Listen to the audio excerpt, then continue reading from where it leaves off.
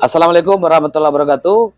Jumpa lagi dengan saya, Firman Wanipin, dalam channel dan TikTok Cilote Wanipin. Bapak Ibu yang berbahagia, hari ini kita kedatangan narasumber yang luar biasa, yang dimana sekota Padang pasti tahu dengan yang satu ini. Beliau adalah Bang Isa Kurniawan. Beliau ini adalah Pemret Forum Sumbar.com dan juga sekaligus koordinator Kapas Komunitas Pemerhati Sumatera Barat. Dan beliau juga adalah pendiri JPS, Jaringan Pemret Sumbar. Betul ya Bang? Betul. Ya? Selamat siang Bang. Selamat siang dan selamat siang juga pemirsa Cilote Wanipin dimanapun berada. Baik, hari ini Bang Isa, kita telah memasuki sebuah tahapan ya dalam pemilu. Proses pemilu. Pemilu, yaitu telah ditetapkannya DCT. Seorang yang sebelumnya bacalek, hari ini sudah resmi menyandang menjadi calon anggota. Tidak ada bakal lagi, tidak ada pakai bakal ya. Ada pakai bakal DPRD lagi. Kota, provinsi maupun DPRI. Ya, dan DPD juga. Dan DPRI juga. Dan saya melihat Bang Isa, ini Bang Isa selaku koordinator Kapas, pemerhati komunitas pemerhati Sumatera Barat. Ya. Melihat kondisi hari ini seperti apa di Sumatera Barat. Kalau saya melihat berdasarkan seruan dari Bawaslu bahwa mulai tanggal sekian sampai tanggal sekian tidak ada lagi tanda gambar. Ini gimana menurut Bang Isa nih? Jadi dengan ditetapkannya DCT tanggal 3 itu oleh pleno KPU namanya. Jadi semenjak itu seluruh bakal calon caleg itu calon legislatif bertingkat dari DPR RI, DPRD provinsi, kabupaten kota sampai DPD itu sudah menjadi calon. Dengan ditetapkannya oleh KPU RI itu berarti seluruh yang tadi itu sudah terikat oleh aturan yang ada di KPU. Terikat oleh aturan-aturan pemilu. Termasuk Bawaslu ini. Nah, ini persoalannya sekarang kita lihat di media luar ruang itu, di jalan-jalan itu masih ada banyak itu sampai sekarang udah 10 hari ini semenjak penetapan ini tanggal 13 ya kan? Dulu tanggal 3 10 hari lah. Sudah ada. Enggak ada itu bahwasanya aturan itu harus ditaati segala macam, enggak ada. Nah ini peran Bawaslu inilah yang mungkin yang perlu kita kritisi nih. Kalau enggak ada Bawaslu ini ya dibubarkan saja itu Bawaslu itu. Ya enggak? Dibubarkan saja. Ini Bang Isa nih. Tidak, maksudnya begini. Harusnya peringatan ini sudah digarap jauh-jauh hari. Jadi pada saat penetapan itu udah jalan, nggak ada ini. Masa udah 10 hari ini persoalannya nggak ada perubahan terhadap maksudnya di sini sebagai saya nih sebagai warga negara melihat ini tidak adil nih, tidak ada keadilan. Ya kita lihat nih prinsip dari pemilu itu jujur dan adil. Adil di sini. Penyelenggara pemilu ini harus adil. Kemudian yang menjadi peserta pemilu itu harus mendapat keadilan. Nah, di sinilah kita lihat kan bagi caleg yang kaya raya ini, coba lihat pasang baliho besar-besar segala macam. Cuman yang caleg yang lain, yang caleg dua apa ini? Caleg. Ini maksudnya saya caleg dua apa itu? Enggak, maksud saya Wanipin caleg dua apa ini karena mungkin mereka punya antusiasme untuk berjuang terhadap rakyat. Tapi keterbatasan ini secara finansialnya mereka bermasalah. Mereka bukan tidak punya uang, mereka punya kemampuan tapi terbatas. Cuma kemampuan finansialnya terbatas. Ini jadi di sini saya lihat tidak ada keadilan itu. Tidak, bagi yang uang banyak bikin baliho segala macam. Harusnya kan gini nih Bang, semenjak ditetapkan sebagai DCT semua sama caleg mulai dari tingkat bawah aturannya sama atas, semua sama 0 km. Jadi tidak ada lagi tanda gambar yang ada. Tidak ada. Kalau saya lihat sepanjang Ketip Cirebon masih banyak. Seluruh simpang, coba lihat sekarang seluruh simpang itu baliho segala macam. Jadi mereka yang pasang itu yang kaya-kaya sekarang tuh. Jadi yang enggak berarti tidak ada keadilan di sana. Iya. Nah, jadi kalau kilometer 0 tadi semua berarti ada keadilan. Karena sama-sama kalau 0 km semua caleg berpotensi ya enggak. Saya sekarang bukan mereka enggak mampu ini. Cuman ada keterbatasan bagi mereka ini. Nah ini bagi yang kaya raya segala macam yang uangnya banyak ya pasang baliho besar-besar segala macam. Jadi yang caleg dua apa tadi enggak ada apa lagi, enggak bisa bersaing kalau kayak gitu. Tentu mereka tidak bisa bersaing dan mereka buang-buang peluru jadinya. Karena itu peluru itu lebih banyak yang dimiliki oleh caleg kaya kan. Jadi saya berkesimpulan di sini, ini Bawaslu ini udah teledor ini, udah maksudnya secara kerja dari Badan Pengawas Pemilu namanya enggak ya? Iya. Harusnya ini udah diantisipasi dari jauh. Ini Bawaslu ini anggarannya banyak loh. Iya. Untuk proses pemilu ini yang menjadi agenda nasional ini triliunan itu dari APBN. Untuk Bawaslu. Untuk proses pemilu ini yang menjadi penyelenggara pemilu itu kan ada 3. Ya. KPU RI, Bawaslu RI, dan DKPP. Mereka inilah triliunan itu uang anggarannya. Coba kalau melihat kinerjanya Bawaslu hari ini gimana nih? Ya cobalah. Udah 10 hari. Ada enggak ini eksekusinya terhadap aturan yang harusnya ini kampanye di luar jadwal judulnya. Iya. Karena kampanye itu sesuai jadwal yang ada itu 28 November sampai 10 Februari. Nah ini berarti kalau ada caleg yang kampanye hari salah, harus dihukum. Harus dihukum. Harusnya ada sanksi, harus ada eksekusi dari Bawaslu. Jangan Bawaslu, kami tidak ada dana, kami tidak ada organik kami untuk mengeksekusinya karena ini salah itu. Iya. Karena anggaran ada besar untuk duitnya banyak. Iya. Masa Kak Bawaslu berbicara kemudian untuk memerintahkan itu kepada pemerintah kabupaten kota ya enggak, untuk itu siapa itu punya tonggak tuh? Iya. Itu kan orang karena setahu saya Bawaslu RI, Bawaslu Sumbar misalnya, di bawahnya ada kabupaten kota, ada kecamatan lagi, ada kenagari lagi, ada kenagari. Organiknya tuh. Harusnya kalau itu aturan itu sampai ke bawah. Sampai. Sosialisasikan dan mereka nanti akan menertibkan. Betul. Supaya ada keadilan tadi. Ada keadilan, perlakuan sama.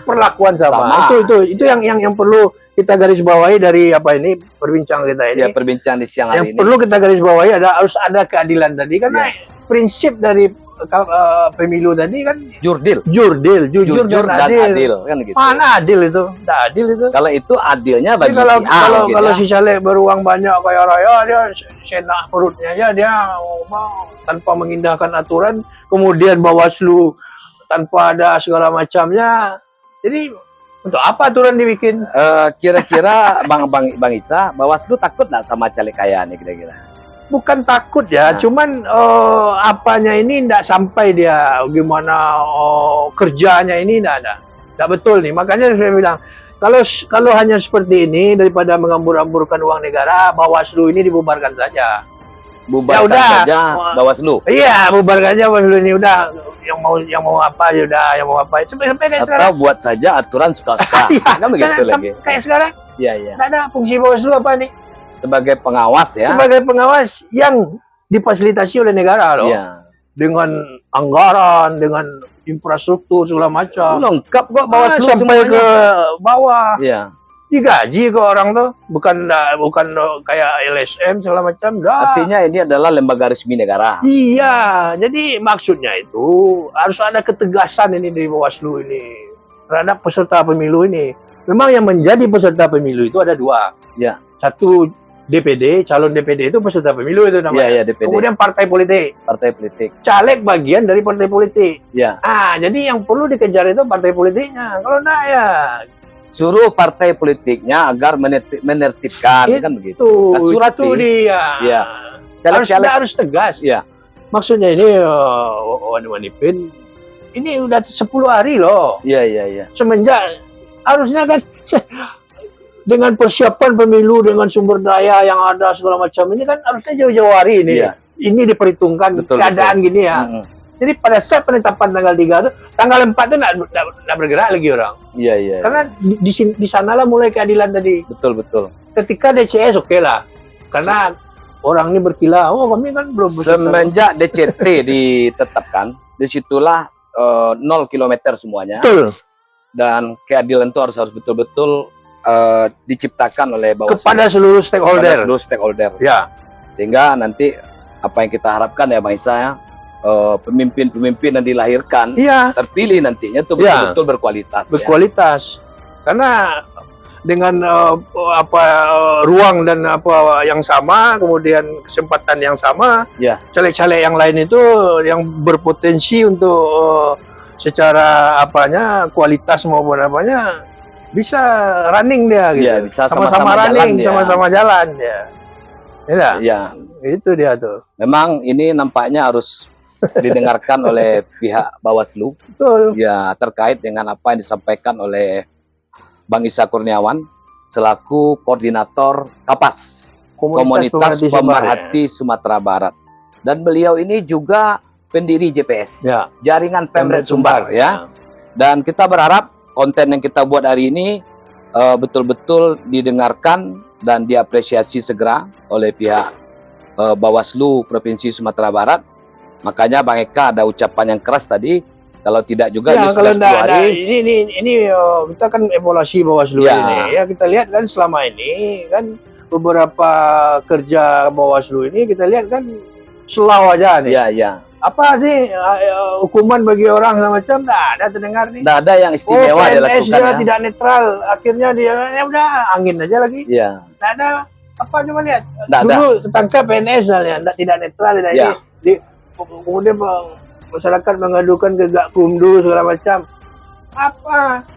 Selama ini ada nggak dengar tuh sanksi yang tegas bahwa ini ini didiskualifikasi, bahwasanya ini dihukum dengan ini, termasuk yang pelanggaran. Setahu saya masih biasa-biasa saja. Jadi masyarakat sekarang betul itu sosialisasi banyak uang oleh Bawaslu segala macam untuk keterlibatan masyarakat dan pengawasan segala macam ya. Tapi ketika masyarakat mengadukan ini ke Bawaslu atau ke Gakumdu itu prosesnya minta ampun. Susahnya. Syaratnya lagi harus begini, harus begini. Enggak banyak. Waduh, kacau juga. Jadi maksudnya ini perlu dievaluasi nih. Karena ini menyangkut anggaran negara nih. Ya, ya. Kita sebagai warga negara berhak untuk mengkritisi dan mengetahui ini kan gitu. Jadi enggak, maksudnya spirit kita atau benang merah kita dalam Cilotewa Nipin hari ini nih. Iya. Keadilan tadi harus ditegakkan. Khususnya bagi tadi itu para caleg ini. Ya. Nah, kasihan kita. Para caleg apa ini, ya saya bilang gitu, nggak masalah lah. Buang-buang umpat ya jadinya. Buang-buang duit kan itu. Mereka punya potensi, mereka secara kemasyarakatan hebat segala macam ya. Tapi karena orang ini bersaing dengan pokir, bersaing dengan apa ini, yang sementara aturan tidak membenarkan lagi. Satu lagi Bang Isa, kan seseorang caleg ditetapkan sebagai DCT. Ya. Masih berhak nggak pokirnya dia gunakan hari ini? Harusnya tidak. Hah? Harusnya tidak. Karena dia terikat dengan aturan KPU. Oh, iyalah. Berarti dia tidak anggota DPRD lagi kan? Ini, ya masa ya yang dilawan itu orang ini, ya dia caleg. Dia memakai anggaran negara dalam tanda kutip untuk sosialisasi, untuk kampanye dalam tanda kutip ya, ke lapangan nih masyarakat. Bawa uang negara. Sementara yang lain bawa uang pribadi itu nggak mungkin lah. Ya artinya. Gimana? Jadi keadilan tadi itu keadilan tadi juga. Kan. Jadi oke lah, semenjak DJT itu nggak boleh lagi orang dia karena calon baru kan? Udah calon. Tidak anggota DPRD lagi. Dalam artian udah terikat dengan aturan KPU.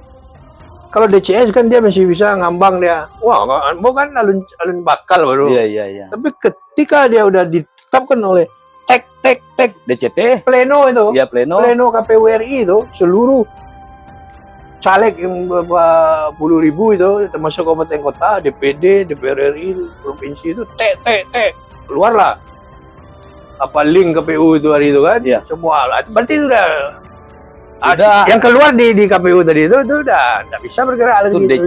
Udah sama haknya masing-masing. Sama haknya. Harus disamakan gitu. Iya. Dan sebagai penyelenggara memang harus adil. Harus adil. Tegaklah di tengah-tengah. Ya, kan begitu nak Bang Isa? Oh, ini melanggar aturan dia yang ini berapa banyaknya tuh? Proses kan gitu. Minta ke Pemko kabupaten kota tuh, ini tolong diturunkan. Pokoknya kita minta kepada Bawaslu Bawaslu Sumbar dan juga penyelenggara, harapan dari bincang-bincang kita dengan Bang Isa itu adalah prinsip keadilan. Keadilan tadi. Adil itu harus betul-betul ditegakkan hari ini. Karena ini yang diinginkan oleh masyarakat. Ya itu ya, Bang. Iyalah. Itu yang diinginkan. Saya mewakili masyarakat nih. Nggak bagus ini. Masa pertarungan antar caleg ini nggak ada keadilan. Iya. Jadi kampanye di luar jadwal ini nggak bisa nih. Kan udah ditetapkan bahwa kampanye lah mulai tanggal 28 sampai 10. Ya, itu yang kampanye. 75 hari tuh. berkampanye lah. Ya berkampanye lah. Nah, Ya, cuman itu. tentu berkampanye itu sesuai aturan KPU, ada pula aturannya. Iya, iya. Itu pula diikuti. Karena tidak mungkin pula dia kampanye seenak perutnya dia pula. Iya, iya, iya. Ya, ada pula aturannya, di mana titiknya, apa ini, segala macamnya. Diatur oleh KPU. Pokoknya Dan aturan KPU Para lagi. caleg harus patuh itu. Kan Karena yang menjadi peserta pemilu itu memang partai politik, tapi Ya. caleg sudah menjadi bagian dari bagian dari peserta. peserta pemilu. Gitu, Wanipin. Baik, Bang Isa, barangkali itu bincang-bincang kita Ya. pada siang hari ini. Terima kasih kepada Intinya adalah ini bagaimana Bawaslu, KPU bisa bersikap adil. Ya, Bang? adil, Adil ya, memberikan keadilan. memberikan keadilan Pokoknya kepada penyelenggara peserta, pemilu, kepada peserta ya, dari Khususnya penyelenggara penyelenggara pemilu ini Iya. harus bersikap adil. harus bersikap adil. Penyelenggara pemilu ini kan ada 3 tadi. Ya, Nah, adil. harus bersikap adil. memberikan keadilan. Jangan tebang pilih. Kan Jangan. begitu. Mungkin itu dari kita, Ya. dari saya Firman Wanipin bersama Bang Isa Kurniawan, Burung Irian Cendawasih. Cukup sekian. Terima kasih. Assalamualaikum Assalamualaikum warahmatullahi wabarakatuh. warahmatullahi wabarakatuh.